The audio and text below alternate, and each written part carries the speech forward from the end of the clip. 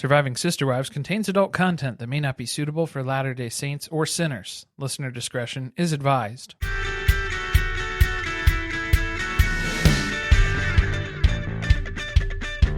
Hello and welcome to Surviving Sister Wives. I'm Corey. And I'm Carly, and I almost just forgot which podcast this was. It's Surviving Sister Wives, of course. Surviving something, I don't know. Not to be confused with our other podcast, Surviving Reality. Go check it out if you haven't already. I'm Carly. Yeah. I said that already. You said that too. Okay, we're off to a real good start.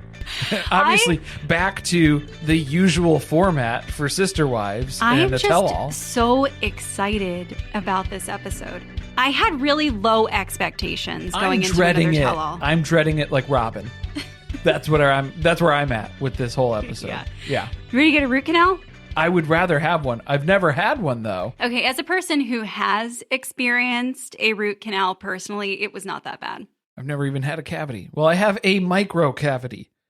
One. And they're keeping an eye on it because it's too much of a pain to drill because it's so small. No one cares. No one cares. We have That's the best dentist, fact. though. Very good dentist. Fun facts. Season 19, episode 26. One-on-one, part 1. Actually, it's like one-on-one part 16 because how many of these one-on-ones have been named one-on-one part 1? A couple few now. Yeah, I still have to include the season and the episode number, so then that way it doesn't get confused with the other episodes. Otherwise, they're all the same. But the description for this one is, one-on-one part 1, the Brown family sit down individually to discuss their past and future. As Christine says, she tried to make her relationship with Kody work. He says that the wives all had the same chances as Robyn. The family comments on Mary's legal divorce from Kody. Just kind of threw that in there at the end. Oh yeah, I almost forgot about Mary. I have been forgetting about Mary. I was making a bingo card for this tell-all, and I realized halfway through the card that I had no Mary questions. Like no spots about Mary. Unfortunate. And you'd really be missing the mark, because Mary's bringing a little bit of something to the table here, right? Did you notice everyone came dressed, well, except for Christine, much more casually this time around? Christine was overdressed, I suppose, right? The bubblegum pink suit is going to annoy me for the next, 3 more episodes? Because it's not in her color season. Yes, the entire time I was so mad. Her face looks red. Yeah, it's not doing her any favors. No, girl, you are a warm. And David, I'm pretty sure you're a spring. We need to get into the bright was right, but we need a warm pink, not a cool pink. Well, and David was very complimentary of the pink suit as well. He likes all of Christine's pink. And he's ready to rip it off. Oh. The end of the night. Oh, okay. That thing was crumpled up on the floor. Did you think it was weird seeing it in her suitcase? I did. I don't remember think about people's clothes when they're not on them. Oh, because she changed into it there? Because this is happening in Sedona, Arizona. They all had travel clothes, except for Robyn, who looked like she was dressed to walk out there because she's always in a business casual look. Well, because they just came straight from Flagstaff, so... They made 0 stops. No stops to be had at all. I'm glad Suki still has a job. Suki? How do I always get her name wrong? Yes. No, you almost call you. her... Yeah, I know. But usually when you're saying it sounds like you're saying Snooki. And then I get offended. I just can't help myself. It's not Can Jers Day. Can we call her Snooki? It's not Jers Day. Oh. So forget about that. At least she hasn't gone the way of Tamron Hall, though. Not yet. But she's getting close. She's towing a line. I feel like we're getting dangerously close to Tamron Hall levels. Are you ready for my rewrite? Yeah, let's hear it. I've been missing these since we haven't been doing them. But we're back. Yeah, it's back. Regular schedule. Suki? Suki has ChatGPT rewrite her previous tell-all questions. Robyn asks to be sedated. The OGs ask for a little RESPECT. Kody gets fitted for his Batsuit. Do you think his Batsuit will have nipples? Large. How large? Very. Areolas. Very bulbous. Yep. We've already got an areola. Very prominent areolas. Red, like Sean's from Polyfamily. Oh, like Sean. There's been a lot of abrasion, friction. On the Batsuit? Nips? It's black Why rubber. Not? Well, that'll really pop. You could have red nips on the black Batsuit. Okay, sure. They did have some ground rules for the tell-all. They tell us right up front they will not be discussing Garrison. Which honestly, I'm okay with.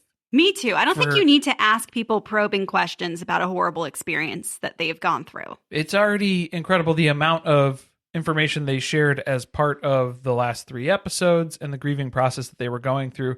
That already felt kind of invasive enough. Also, I'm feeling good about the fact that we can turn the snark all the way back up. Oh, yeah. It's bottled up now. A little bit. Just wait, guys. I think we're ready to pop. This has been weeks of it building. Let's start. Should we start? I think I'd like to start. Let's start with what time period we're in. This is October 2024? It's October 1st, 2024. Yes, it was what the slate said. For Kody stuff. At least for Kody stuff. Why did they keep telling us that they're getting us up to current time? Because they didn't even wait for the season to air to record this. They were a couple weeks into it being on.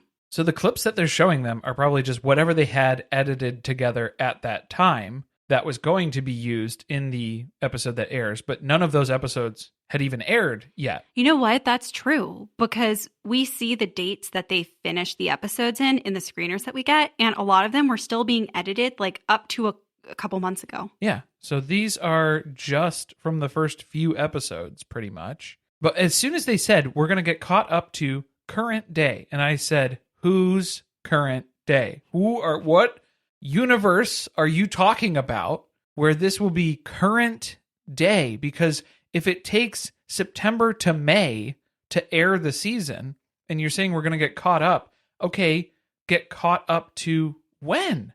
Well, the episodes only went through June of 2024.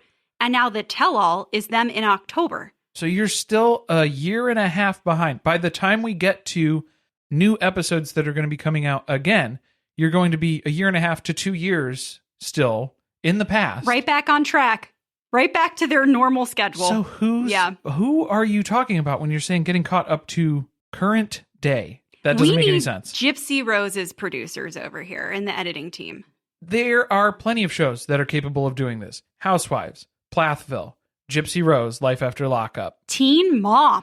The lowest bar there is in reality television is closer to current events. The only bar there is. It's bar. Get it? Oh, that was a bar joke. Yeah, it's a bar joke. I gotcha. Mm-hmm. Bar and Ashley, guys. A lot of people aren't going to know them because they weren't on the original Teen Mom. It's true. I like the little intro where we're getting to see them prepare to leave for the tell-all. Or dread. Just mostly the general. a sense of impending doom for some of them. Looming dread before your big day. I'm going to give an opinion here. And I don't know. Is this controversial? I don't think we need Robyn for the tell-all. If she doesn't like doing them, just leave her at home. She doesn't add anything as far as context, additional information. She just confuses things even more. She just makes less sense of the information that we receive. She's actually wasting time. And time is money, as we know from Kody. What is it, $100 an hour? She's wasting that being there because she doesn't participate. She doesn't even watch the clips. And then she doesn't answer half the questions. So just leave her home. She's phoning it in. I'm just here so I don't get sued. Well, I don't get fined. Yeah, well, and I think Kody is just having her here so she can have her makeup done. Because that's what it's come to find out. I am tired of hearing about all the things that turn these two on. That is not the content that we need. No. And I think they know that it upsets us very deeply. They're doing it more? Yes. This is an intentional way to try to hurt the fans of the show. Now, that was not the tell-all makeup that is ingrained in my mind. Yeah, I wish we would have flipped through a couple of the different tell-all looks that we got to experience throughout the series. Rewind way back to season 6. If you're going through the best looks of the tell-alls, I don't think season 6 pops into my mind as like the best of the best. That was the Kody Geico caveman makeup. That was the clown stuff where Mary very clearly saw everyone else's outcomes and was like, you know what, I think I'm good. I think I'm going to do my own. I'll just pencil something on real quick. Just for myself. I'm good. That was the one where Christine looked like a Raggedy Ann doll, right? She was the not Annabelle looking good. Raggedy Ann doll. Yeah. Who's on tour? Oh, I have boy. a lot of feelings about it. Yeah, maybe we'll have to pop off. That might be a segment on the next live stream or something. I guess we'll see. Check in how the tour is going. Because the first this is a coincidence, all right, with what's going on in Louisiana. Not a coincidence. There's a few coincidences. So let's see if this progresses, if it continues through all of the places that she makes stops. Right. That's what I'm saying. It's like I'm going to need at least a couple more to just prove it out. A case for that. Yeah. I believe in the demonic doll energy. I know that Robyn doesn't. Maybe she does, but I mean, not in the same way. Sorry, I just thought about how the Twilight house is for sale. Oh, yeah. And how it's probably a very exciting week for her. That's big news for Robyn. Yeah. The Annabelle, oh my God. The Annabelle, I can't speak. Annaballs? The left one or the right one? Annabelle's Brown is on tour. Annabelle's Brown. And the Forks house is for sale. Well, fork me. That was fast. That was a real dad joke. I'm just going to tell you. It's from Austin Powers. Don't worry. It's a reference. Great. 4 people got it. No, fook me. That was it. Sorry. Robyn's going to be okay, though. The man upstairs got her back. Kody? Did you mean Kody? Oh, no. No. No, he's still thinking about the delicious look from season 1 that he had to lap up. I'm going to need delicious, yummy, baby hungry. Why are all of these food-associated words things that they are big fans of? Why is Kody licking pictures of Robyn? What? Did you see him act this out? No, I think I mentally blocked it out. When he sees photos of her makeup from season 1 and he did this. Gross. Yeah. Gross. That was it. That was the motion. I hope you guys could hear that. And then it was delicious, was the commentary. All right, we need to not talk about this anymore. My stomach's starting to turn a little bit. I don't think that she needs God's protection, though, because they apparently just tell the host that they're going to get fired if they ask any hard questions. I think Suki knows. I think that is the protection. Suki probably got a DM from Tamron Hall and was like, hey, just a heads up. Take it easy on these folks. They don't like it if you push. A little temperamental. Yeah. The contrast of Janelle being like, I actually have to remember that I'm not in my living room with an old friend laughing about people that I hate. I like talking to Suki. She's very relaxing. I tend to forget that I'm working while we're talking about stuff. Forget the cameras are there. Really gotta watch the things I say. And I'm like, girl, don't. Yeah, we want to see all the salty things that you're going to say. Let it out. Salty birches. Let it happen. Oh, no, that's Mary's. She's trying. I know. She still has not done anything exciting. Do something. Mary's just honest. Take it or leave it. Most people are leaving it. Unfortunately. Christine also really doesn't like going to the tell-alls, mainly because she has to talk about the past, but then proceeds to talk to David about the past. Totally unprompted. It doesn't take much to get Christine going down that rabbit hole. I was thinking going into this, though, yes, please don't ask any questions that we've previously gone over, because I do think the last 2 tell-alls were essentially the exact same thing, copy-paste. We're recycling. And there were a few questions from the previews that they were showing for this one. Luckily, we didn't have too much recycled stuff, because a lot of it is basically just catching up and trying to decipher, okay, which storyline is Kody going with on this one? Is it different from the last time? Kind of. I feel like Tamron. Ooh. Oh, no. No. Suki must have like a document that shows all of the past versions of the story that she's gotten. It's hard to keep them all straight. Yeah. She had a real softball question here at the beginning. It was kind of like an icebreaker, like a very corporate America icebreaker. A little warm up. If your life was a movie, what would the title of the movie be? I think I just explained it like really poorly. Oh. Take a title of a movie. Just pick a movie that speaks to your life in its current state. Much better done. What would be your movie? Oh, I was really hoping that you wouldn't ask. It's a legitimate question. No, now. I hate these types of questions because I have to think about this for a good 3 to 4 weeks before I come up with something that I feel good about. You can't just like spring it on me, a question at a tell-all. I can't just give a presentation with a week's notice. I am married. I need notice. What's week's yours? Notice. Do you have an answer? What would be my movie? A movie that describes my life. Not Point Break. Because when Kody started talking about Keanu Reeves movies, I was like, uh-oh, is he going John Wick? Okay, tell me why my brain went to Nick Cage. Did he mention Nick Cage at any point? Did not. He mentioned Patrick Swayze, so maybe Dirty Dancing. Okay, let me tell you the movie I thought he was talking about. Okay. Face Off. Different movie. No, and that's what we were talking about. We have to check in with Jody over at We Love to Hate Everything, Jody and Amanda. We got to see if she's watched Face Off yet. Probably not, because it's not a good movie. No, I have to double check. Not a good movie. According to whom? According to you. That's not the official stance of this podcast. Okay.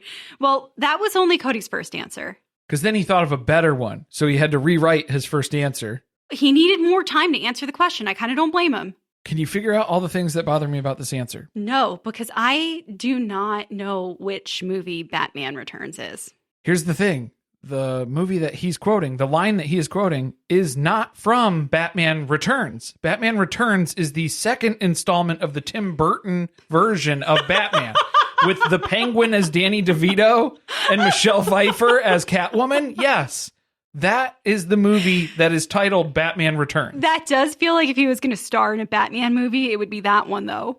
Do you disagree? Who would he be in that Batman movie? You want him to be Batman instead of Michael Keaton? No, I think he's like a random, I don't know, give him a new character. Write him a comic book character. Maybe he could be the Penguin. The Penguin Man. Penguin Man? Oh, we're just butchering the source material all over the place. So which movie was it from? It's from The Dark Knight was what he was trying to quote, and he misquoted as well. Because I don't think said, that would be the one I would bring up. He said, if you don't die the hero, you live long enough to become the villain. That's not the line. So disrespect again. Can you guys just let us host these tell-alls? How much would you have picked that apart? Because we wouldn't get anything done. I would have asked this question, which has nothing to do with the show, and I would have spent 3 hours going into great detail about how you're sorely mistaken. Trying to quote this line, it's all over the place. You're wrong. It's not Batman Returns. You're wrong. I don't think that the one with the Joker is the good one to bring up. About a mentally unstable man? Well, and the quote that he's delivering is a quote from Harvey Dent, who is Two-Face, who becomes the villain in the movie. Wasn't he kind of the villain the whole time, though? No, because at first Harvey Dent... No, Kody. Oh, Kody. Okay, yeah. I think he's missing the point. I think he still thinks that he's a good guy. So that is very Harvey Two-Face. Janelle chose fried green tomatoes. Let's work on growing some tomatoes first. Hashtag Tomatogate. Fried green Tomatogate. You think it was an ode to Tomatogate? Maybe. It could have been. You know what? I always confuse fried green tomatoes with beaches. I don't know why that gets mixed up in my head. We don't want to get on a whole tangent of things that I confuse. Yeah, if we're talking movies, all right. At least I didn't call it Batman Returns, okay? Mary's choice was very fitting. The movie Wild. Isn't that just Reese Witherspoon, goes on a journey by herself? Suki was very nervous when Mary just said wild because... her brain filled in some blanks. Girls Gone Wild. Mary, Wet and Wild, Wet Hot American Summer, Mary version, Americana. What? Ooh. Is that your movie? What was that? Ooh. Drop Dead Gorgeous. That would be mine. That's yours? That's the movie? Just because I like the movie. For Mary, the Americana aspects of it. I can. Maybe we need a parade float to combust spontaneously with someone annoying on it. The goose ate my baby. The swan ate my baby. See, okay. I misquoted it too. I'm not perfect. Everything, everywhere, all at once is what Christine chose. Yeah, but then her description of it makes me feel like she's never seen the movie. I don't know that the movie content necessarily had to be part of the answer. I think it was just the title of the movie. Okay. But see, I still can't tell you what happened. See, I fell asleep. You fell asleep. I'm trying to frame the context of what is the overall summary or message of a film that can be then applied to my life as a summary. So for her to pick Everything Everywhere All at Once, the way she was talking about it made me feel like she hasn't seen the film. I don't think Christine takes in the subtext of movies very well. Do you get that vibe? There was a lot of different levels to that movie too. So yeah, a couple different ways to go about it. I love that right out of the gate, we're rolling tape on people. That's what we've been asking for. Bring the receipts, and we're doing it this time around.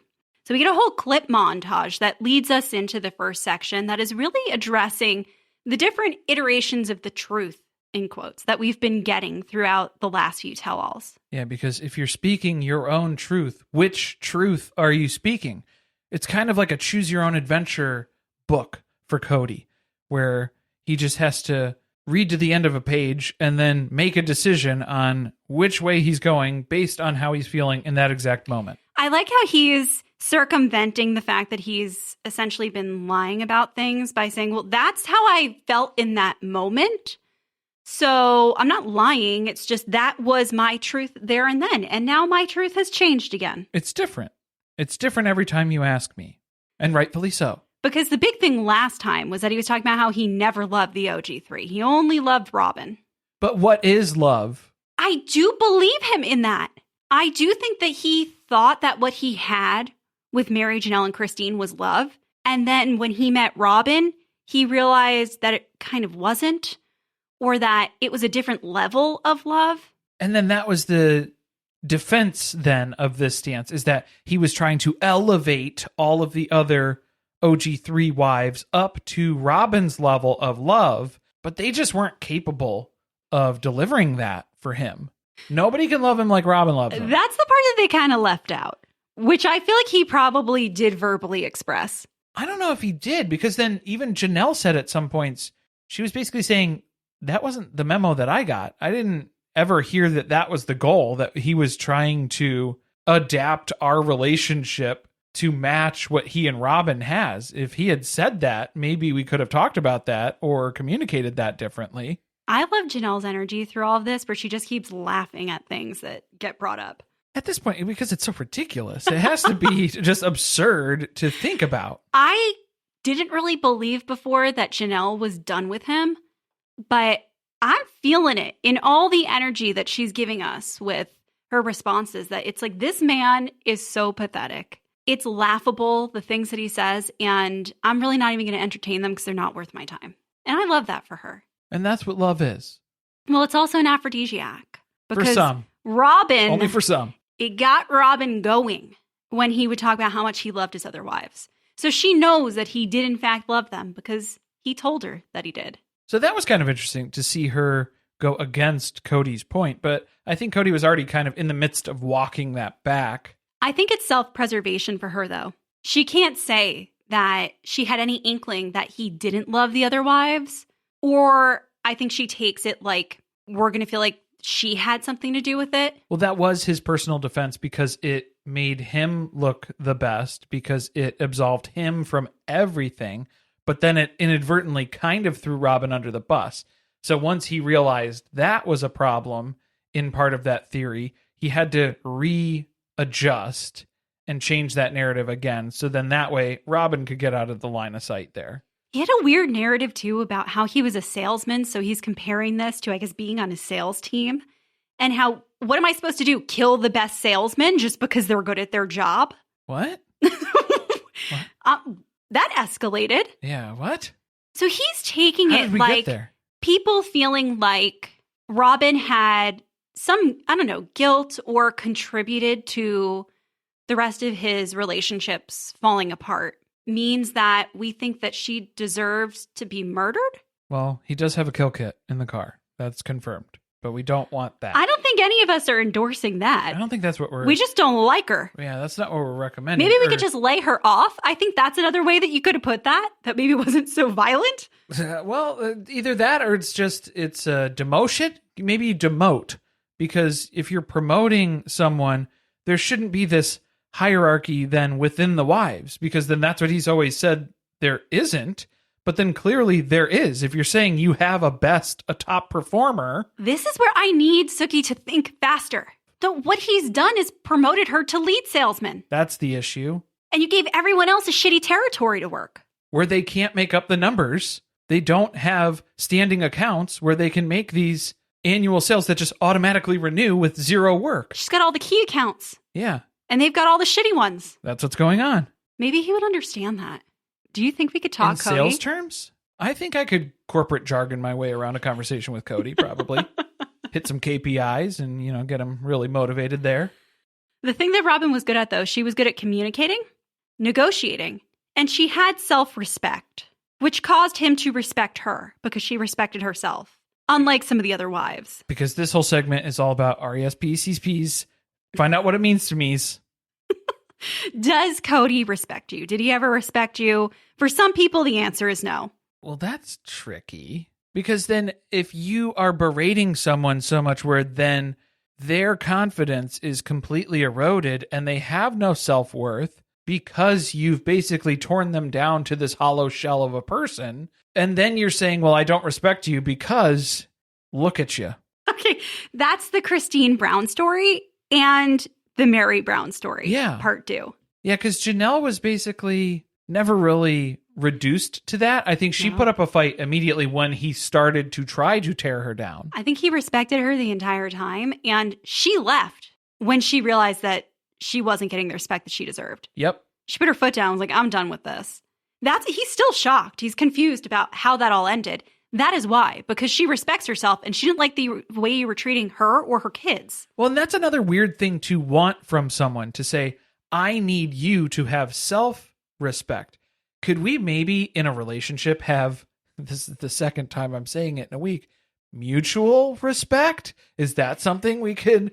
I think that's probably the baseline for having a try? relationship with another human being. We need to try to aspire for mutual respect, not saying your shortcomings are the reason why I don't love you, and it's because you don't have self-respect. But also, I'm not respecting you at all, so that makes it harder for you to respect yourself in turn, too? I do think at the end of Christine being in the marriage, that her realization that her whole world revolved around Kody, that she did think that was pathetic, and she lost a little bit of respect for herself. And that's why she had to go on this journey and she was of leaving him. Yeah, because she was like catering every single thing in her life to Kody. Is that a level of self-respect? Because then you are placing yourself at the bottom of every list of needs. But he's also convinced her that that is her role in the family. Yes. Is to be the doormat. You need to be the one who takes care of all the kids, the one who steps in to do the other jobs that need to be done. You're the yes man. Yes, exactly. Yeah, and that you can't say no to anything. And when you do, that's when I'm going to not like you anymore. I don't like that. So that's the confusing part. And if Suki was able to point out that contradiction, because that doesn't make sense to say somebody doesn't respect themselves, therefore I do not respect them either. He fully admits it. He respected Christine the absolute least out of all of them. So basement wife was an accurate representation of who she was. And progressively worse. He respected Mary, and then Janelle less than Mary, and then Christine less than both Janelle and Mary. I want to talk about Mary, though. I think there was more to dig into there. He respected Mary, and then the catfishing happened. I think that's where he lost respect for her, which coincides with the downfall of the rest of their relationship. Not that it was on an upward trajectory before that, but I think it contributed to how Mary felt about herself. That's for sure. Yeah, and for Mary, she was basically saying, okay, well, I can't be Robyn. And basically what Kody is asking and expecting his other wives now is that Robyn has come in. She's the perfect wife. Every other wife needs to be this exact same trophy wife status as Robyn. So you have to act the exact same way. Nobody else is going to act like Robyn. Plus, there's not enough time in the day to establish a relationship the same way that Robyn and Kody have established a relationship. I really wanted him to elaborate more on what he meant by he tried to lift the rest of the relationships up to the same level. Because was that just asking the wives to change who they were so that you would duplicate your love for Robyn for them? Yes, I think that was when he was berating them to say, blindly obey me. There needs to be respect, but only towards me. But you're also not respecting them as individuals. Right. That they have unique personalities. And that they're different human beings. They can't all be Robyn. That's impossible. So you're expecting something that is not possible to happen, and you're not accepting them for who they are. Well, we've heard these stories about how he was giving lists of things that they had to do. Is that how you thought you were going to elevate them to Robyn's level? Because I do think in turn that contributed to their loss of self-respect and self-esteem. So that's a vicious cycle, because then he's saying, well, then I didn't really respect them as much. They didn't respect themselves. And I need that from you. That's one of the 3 key ingredients to being Robyn. Let's talk about a day where some self-respect was given up. On divorce court, Applebee's pity fuck day. With soup and salad and a little and a dried out breadstick. Maybe a couple of dried out things. I don't know. Were things wet and wild that day? Well, Mary doesn't recall because it's like a congressional hearing. I don't seem to recall. I don't believe that they went home and they banged it out. She doesn't keep track of those measly exchanges that took place. Something tells me that if they did, it would have stood out in her memory more, because I think that was kind of in the middle of the dry spell. There was not a lot going on. It got a lot drier from there on out. It didn't get better. The catfishing started. Yeah, it didn't get better. Well, then this is just weird, because it was a line from Kody where Kody was talking about what happened that day, and he just managed to mention that in passing. We did the legal divorce. We signed the paperwork. We went out, had a nice lunch, went home, made sweet, sweet love. And that was it. Are we supposed to believe that because they had sex after they got a divorce, that meant that he was still in love with her? That they were still going to have a relationship? That it didn't change anything between them? It didn't change anything. I think that was what he was trying to, the point he was trying to drive home, or pound home, I suppose. But they're trying to pound it into our heads, huh? Well, pound it in somewhere, yeah. Oh, God. But what bothers me about that is where Mary has to point out yet again, we have agreed to not discuss bedroom talk on camera. And this is another time where Kody is going against those rules that we've established, and he's bringing shit up. Why is that happening? Because remember what happened the other time when they started talking about stuff that they shouldn't have been talking about. Mary popped off, and that was the reason why she left. She found something out at the tell-all that Kody was saying, well, Mary should go on to greener pastures and go find somebody else to date because it ain't me. And that was news to her because she didn't know that they were talking about their relationship that deep on camera. So we have another one. Deeper. I know. We have another one now where hopefully Mary gets upset about this. She starts popping off. All right, we're talking about bedroom stuff. Let's talk about bedroom stuff. Yeah. Tell us more, Mary. Yeah. What else you got? But she doesn't want to be crass or crude or anything like that. Why not? We like that stuff. At this point, have you met the audience of this show? Let her rip, Mare. Come on. Don't hold back. Why was he trying to make it like he was afraid of Mary? What is the fear? What is the root of that fear? Janelle, who has arguably had the worst relationship with Mary of anybody in this family, even thinks that that's laughable. The only suggestion that she has is maybe Kody thinks that she's like a psycho killer. Qu'est-ce que c'est? Ha ha ha ha ha ha ha ha ha. Perhaps. It just seems like it's a way for Kody to blame Mary for she changed after the legal divorce. Well, you get to be cryptic. So you don't actually have to verbalize what it is you're talking about. You're just letting people use their imagination. Yeah, and something happened. There was this thing. It was undefined. Couldn't put my finger on it here. We'll hold on that, though. Oh, yeah. We got to ask more questions about abandonment and how the church deemed it abandonment when Mary left and granted her a spiritual release. Well, I love how everybody was able to agree on, yeah, abandonment, pretty much. That seems like the best word to describe what happened to all three of us, because he just stopped coming to our houses. A general consensus that, yes, Kody abandoned. I don't think Kody was even really putting up a fight because he was like, that's what the church decided. Whatever, I guess. He's trying to brush it off. But Robyn, don't talk about things where the evidence has piled up against you. But Robyn, though, she's at the point where when it comes to abandonment, I'm not even going to hit that. And I think that was the problem. That's what Kody said to Mary. I think that's part of the abandonment, the grounds of abandonment between, for Christine and Mary. Isn't that the first step in a Robyn Alice Jessup? I'm so lost in her name right now. I don't know, yeah. A Robyn Alice Brown divorce is to stop hitting it. I'm not going to hit that. Yeah, it's not going to happen. Why is she here? She doesn't answer questions. She didn't contribute anything. She's barely making eye contact with the screen when they pull the clips up. I think this is a strategy by her where she's gray rocking the tell-all, where she's giving Suki nothing. But then that's no good. That's useless. This does how, not help. How does she even have follow-up questions to the initial question when your answer is, I'm not going to hit on that right now? Well, I think that's why Suki then shifts to, why don't you watch these clips? She gets a little meta with the performance of what's happening here. We're going to have to break the fourth wall right now. Yeah, because I'm getting nothing from you about the content. So now I'm going to ask you, why are you being such a weirdo? She won't even look up. She does look up when they talk about her, though. Well, she looks up to the lights to hopefully burn something into her iris, so then that way she can manufacture a tear, make them water a little bit.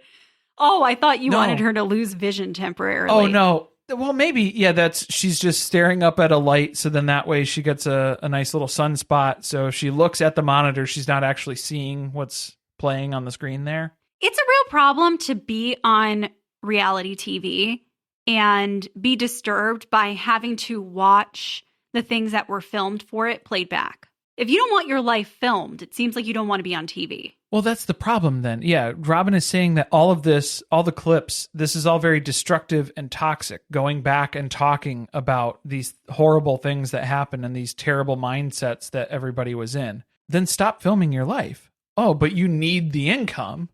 She got a lot of dollies to buy, a lot of Kohl's button downs. There's a lifestyle to maintain at this point, and it is bloated. This brings us back to something that came up in the last tell-all, which was Christine truly believes that Robyn had planted seeds about the legal divorce from Mary. That it was this great idea that she had seen happen in other relationships where the new wife's kids got adopted by the family, but the previous legal wife had to get a divorce. Why does nobody else remember this? It seemed like Mary kind of remembered that, but didn't really remember that because she still thinks that it was her idea. But this time around, she seems a little unsure. Last time, she was very confident it was her idea. Yeah, we are breaking her down a little bit. We're getting there. She's willing to concede that perhaps it did happen. Maybe Robyn did say that, but I remember reaching my own conclusion and deciding that. The thing that blew my mind, though, was Robyn mentioning Wynn had done this. So Kody's dad did this in one of his marriages? But then doesn't that feel like the most... That's someone who is in very close degree to your family, who has personally done this, and you're going to act like nobody's ever heard a story about this before, talked about? Yeah, Robyn in the same breath is also saying, oh, but I never said that. I didn't bring it up. I didn't talk about this repeatedly. I do actually recall this one specific example of it happening, but I definitely never talked about it. Oh, I didn't bring that up, though. She's so annoying when she answers questions, because doesn't she just come off like she's making things up? Well, it's like correcting something and then dismissing it. A lot of dismissing. So there's not an input, there's not an answer that's there. It's countering something that you asked in your question and then moving past it and not addressing anything. I would love to hear her say something like, I would never have said things like that because I didn't feel like my relationship was more important than Kody's relationship with Mary. Or if it was received in that way, or if Christine is remembering those things, that was not my intention behind bringing that up. It very well could have been brought up in conversation. We've talked about things like that. There's just like a level of honesty. She's very definitive, where she's like, no, that never happened. Yeah. I never said that. And I think what she might be getting to is like the intention. No, that never happened. But then it's like, okay, but you did say those things. And Christine is remembering that you said those things. So then it's hard to completely remove yourself from that situation entirely. My feeling about it is that I think Christine was clocking a lot more than other people were because she disliked Robyn the most. Oh, yeah. I think anything Robyn said that was a red flag to her, she was writing down. Noting that mentally. For later. Yes, mental note. Definitely. I wish that they would have dug a little bit more on Kody doubling down about Mary kicking him out after the divorce. You know, because this irks me. I was so hopeful here because we did hit, this was kind of like the recycled content. So it was like Christine bringing up the legal divorce adoption theory and things like that, the inception behind that Robyn was going through. And then at one point, Kody seemed like he was referencing the catfish, but then he said, but I'm not going to talk about that. I'm never going to discuss that time frame ever again. And I said, oh God, thank you so much. Everyone collectively sighed. We had to listen to you talk about it so much. Yeah, he said, go back and watch those episodes again because I'm not talking about it again. Okay, great. But then immediately following that, let's talk about the catfish. So then I was like, I thought we just established that we're not going to talk about this. We weren't going to bring this up. Because that seemed like very clearly the conversation, the route that it was going. It seemed like we were talking about catfish era.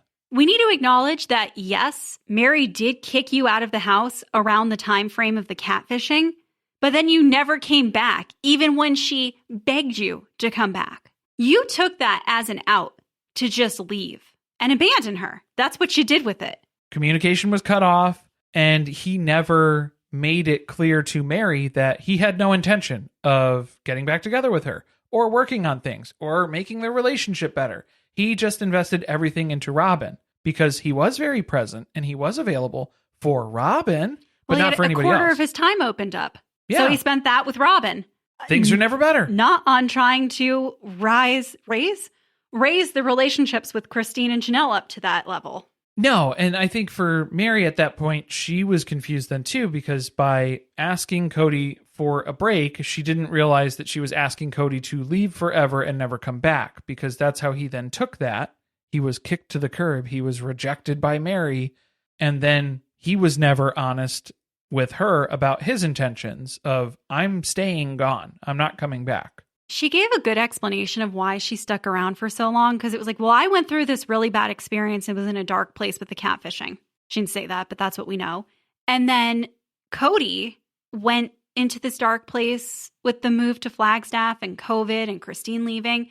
And so she was hoping that eventually they would get to a point where they could start working on things together, but they had just been in these poor places in their lives at different points in time. Well, and this is what's strange too, because then Cody's like misremembering what were good times, what were bad times, because he seemed to be convinced that Vegas was a complete renaissance for him and Janelle. Things were never better, and that their relationship was in such a great place and continued that way. And then they cut to the scenes of them having arguments in Josephine's attic where Janelle is trying to break up with Kody, and he's not getting that memo. He's not receiving that message. And he still kind of isn't really fully grasping that Janelle is gone. Janelle's leaving you. I don't think that he could process how abrupt the ending of that relationship was, because he was so used to things dragging out. And then I think he's getting wounded by the commentary then that Janelle is providing, where it's the reason why he's hanging on to this is because of his ego.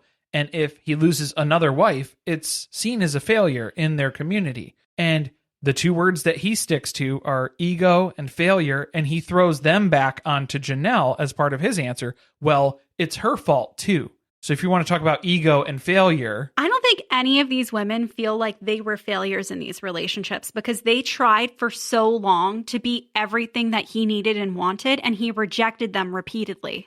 There was no way for them to fix their relationships with him. well, Robyn gets to tell everybody that they should feel like failures, though, because they all failed. Maybe she could elaborate on what she contributed to the failure, because that's a thing that she usually tries to avoid doing. Take any accountability for anything that she personally did. That would have been a good follow-up question. A very good one there. Instead of talking about the collective, why don't we talk about what you contributed? Because you too identify yourself as a failure within that family system, don't you, Robyn? You failed polygamy altogether? How did we get there? I love that they played the sacred cow clip for her. She winced at that. She kind of frowned. Yeah, she wasn't really happy with that. But then we also have a clip in the upcoming tell-all footage that Kody does use the sacred cow reference again. So this seems like a term that he throws around. I guarantee that she went home and cried about how Janelle called her a cow. That must be it. Even though she talked about how they all had stretch marks and had monstrosities of bodies after having all these kids, and that Kody was still attracted to them. What a miracle. But calling her a sacred cow. How are we going to do the plus-sized clothing line if Janelle doesn't have any input in it? She has been a horrible size the entire time. Very much so. Takes one to know one. Okay, the part where Kody said he didn't want to give up on these relationships for the kids, sir. I think he's losing track. I think of which one. That is something that Robyn has been telling him, that you have to think about the kids, which he refused to do. But now he's pulling that out as, yeah, that was something I was thinking about. I think there's a few kids that he hasn't thought about in a while. A long time. Very clear. Because there are some tenders that are left out in the cold, so to speak. I think that we're going to start the next part of the tell-all with a lot of stuff about Robyn, because they were kind of teeing that up at the end here with Janelle wondering if he runs interference for Robyn, if he's taken a lot of the blame as to avoid any of the blame being placed on her. Because a lot of people, and it seemed like that came up multiple times in this conversation too, attributing the big shift in kind of the modern day family of where they ended up was at the legal divorce. Because I think that's when Janelle started clocking stuff, because she had concerns immediately out the gate, and she addressed those very poignantly and directly with Kody at that time, was, if you do this legal divorce, if you legally marry Robyn, is there going to be favoritism that is on display for that? Are things going to change? Are things going to shift? We don't want it to change. And she was reassured multiple times that no, that will definitely not be the case. And then obviously that is definitely the case. So in hindsight, a lot of these changes have happened kind of at that point that we're going back to. So that seems to be like a big shift. And then for Kody to take the blame for that, because otherwise the next point that you would go back to would be Robyn joining the family in general. Is that Robyn's fault? Is that Kody's fault? Whose fault is that? My dream is that we just get the three OGs on the couch together. We don't need Kody and Robyn. Let's just get the three of them together to back each other up and talk a little bit more about these things. Well, I don't need the rest of them. Yeah, or it would be Kody and Robyn at the same time, because then you could watch in real time of Robyn trying to speak for Kody or translate for Kody, and then it would be their dynamic on display. So I think it should be a 2-on-3. Yes. It's pretty clear that they're not going to get all of them back on the couch together because they're refusing to do that. But what about just marry Janelle and Christine together? New format. Yeah. OG3 and then Kody and Robyn. So is that 1-on-2, 1-on-3? I don't know what you would do for that. You're going to have to come up with a new name for the format. We're getting into bedroom talk again. No, we're not doing that. So new format, new name. Let's work on that. Let's get that going. Few announcements before we go. If you have the time, we would really appreciate it if you could check out the link in the show notes to fill out a little survey. It'd really help the pod.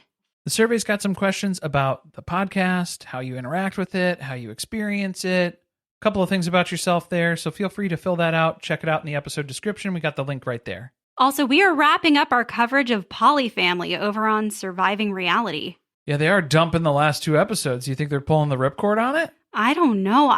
It wasn't looking like that's what they were going to do. So it does seem like maybe it was a last minute decision. Did we shame TLC into removing someone from terrible platform decision that has been made for this person? I don't know. I think it'd be a first if that happened. Yeah, it's not usually the case. So I won't hold our breath. If you're not already subscribed over there, go ahead and do that because we're going to have some fun in the interim. We're waiting for something to come back that we want to follow long term. So we're going to maybe do some docs, get into some true crime, talk a little bit more about Secret Lives of Mormon Wives. There might be a bonus episode or 2 in the mix here. And then if you're interested in listening to more content from us, we have a Patreon, patreon.com/survivingpod, where there are hundreds of episodes that have never been released on the public feed. We've been releasing a few of them on the public feed, but yeah, there's a lot more where that came from. Plenty more where that came from. So again, check the episode description. We got all of the links available in there.